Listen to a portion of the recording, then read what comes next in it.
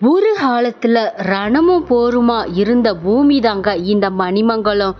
ஆமாங்க, பல்லவர்களுக்கும் சாளுக்கியர்களுக்கும் மிகப்பெரிய போர் நடந்த இடம் இந்த மணிமங்கலமும் சொல்லப்படுதுங்க.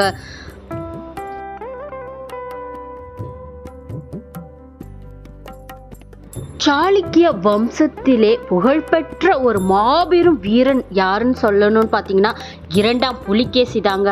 அப்படிப்பட்ட இரண்டாம் புலிகேசியை ஓடவிட்ட நரசிம்மவர்மன். மகேந்திரவர்மன் ஆட்சி செய்த கிபி 6ஆம் நூற்றாண்டுல சாளுக்கிய மன்னனான இரண்டாம் புலிகேசி படையெடுத்து வராரு. புள்ளலூர் என்ற இடத்துல திடீரென முன்னறிவிப்பின்றி இவர் படையெடுத்து வராருங்க. ஆனா மகேந்திரவர்மன் காஞ்சியில மிகப்பெரிய ஒரு கோட்டைக்குள்ள ஒளிந்து கொள்கிறார். மகேந்திரவர்மன் தனக்கான படைபலத்தையும் ஆயுதங்களையும் தயார் செய்து புள்ளலூர்ல இரண்டாம் புலிகேசிய தாக்குறாரு. இந்த நிலையில இரண்டாம் புலிகேசியுடைய படைகள்லாம் பின்வாங்குது. இதற்கு பிறகு இரண்டாம் புலிகேசி தோற்கடிக்கப்பட்டு தன்னுடைய நாட்டிற்கே வாதாபிக்கே அவர் சென்று விடுகின்றார். சில ஆண்டுகள் கழித்து மறுபடியும் பல்லவ நாட்டுக்கு காஞ்சிபுரத்துக்கு போர் தொடுத்து வராரு இரண்டாம் புலிகேசி. இந்த சமயத்துல பாத்தீங்கன்னா மகேந்திரவர்மனுடைய மகன் நரசிம்மவர்மன் ஆட்சி பொறுப்புல இருக்கிறாரு. மகேந்திரவர்மனுடைய பல மடங்கு வீரம் பொருந்தியவர் தாங்க நரசிம்மவர்மன். இரண்டாம் புலிகேசி தன்னுடைய படைகளெல்லாம் பரியலம் மற்றும் சூரமரம் மற்றும் மணிமங்கலம் இந்த இடங்களுக்கெல்லாம் போர் தொடுத்து வராரு. நரசிம்மவர்மன் தன்னுடைய படைபலத்தாலையும் வீரத்தாலையும் மறுபடியும் இரண்டாம் புலிகேசிய ஓட விடுறாரு. இரண்டாம் புலிகேசி வாதாபிக்கே புறப்பட்டு சென்று விடுகின்றார். ஆனாலும் இந்த கோபம் நரசிம்மவர்மனுக்கு தீரவில்லை.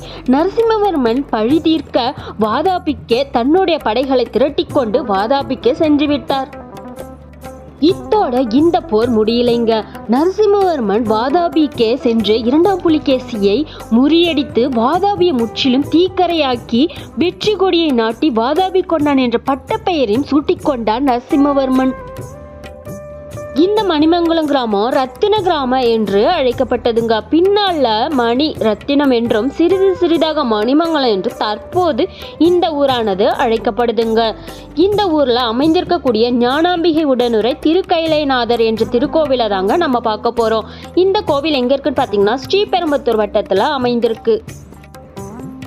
தாம்பரத்திலிருந்து ஸ்ரீபெரும்புத்தூர் செல்லும் சாலையில 10 கிலோமீட்டர் தொலைவில் இந்த மணிமங்க கிராமமானது அமைந்துள்ளது.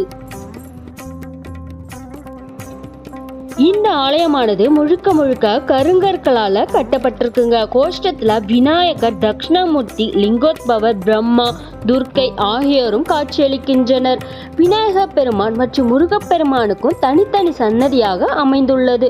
பைரவர்க்கென்று இங்கு தனி சன்னதியாகவும் நவகிரக சன்னதியும் இங்கு அமைந்துள்ளதுங்க.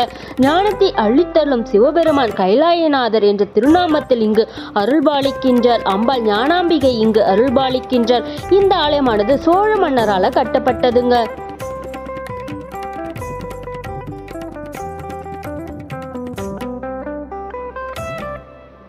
விக்ரம சோழனுடைய 5வது ஆட்சி ஆண்டு கால கல்வெட்டு இந்த ஆலயத்துல அமைந்துள்ளது. ஆலயம் முழுக்கவே கல்வெட்டுக்களால இந்த ஆலயம் நிரம்பியுள்ளது. இந்த ஆலயம் மிகவும் பழமையான திருத்தலமாக காண முடிகிறது. கிபி 6ஆம் நூற்றாண்டுல முழுக்க முழுக்க இங்க பல்லவர்களால ஆட்சி செய்யப்பட்ட இடம்ங்க. பல்லவ மன்னருடைய கோட்டைன்னு சொல்லலாம்ங்க. என்னங்க, இன்று பார்த்த வரலாற்று சிறப்படையாளம் ரொம்பவே சுவாரஸ்யமானதாகவும் மிகவும் பயனுள்ளதாகவும் அமைந்திருக்கும். நீங்க என்னமோ நம்ம சேனலுக்கு சப்ஸ்கிரைப் பண்ணலன்னா சப்ஸ்கிரைப் பண்ணிக்கோங்க. நன்றி, வணக்கம்.